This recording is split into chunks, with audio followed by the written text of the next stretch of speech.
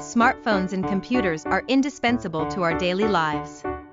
The semiconductors that play a vital role in these devices are made from thin, disc-shaped materials called wafers. In this time, we will introduce how silicon wafers, the raw material for semiconductors, are made. The manufacturing of silicon wafers begins with quartz, a naturally occurring mineral. Quartz is a mineral composed primarily of silicon dioxide, and silicon is extracted by refining this mineral. First, quartz is reduced at high temperatures to produce metallic silicon.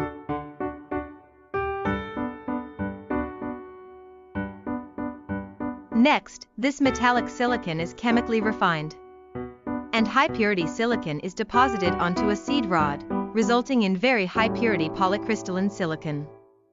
For semiconductor applications, it is refined to an extremely high purity of 99.999999999%.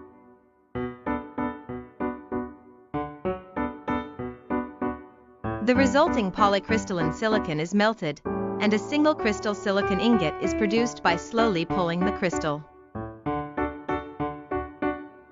When this ingot is sliced into thin wafers and polished until the surface is flat and smooth, the result is a silicon wafer, which serves as the substrate for semiconductors.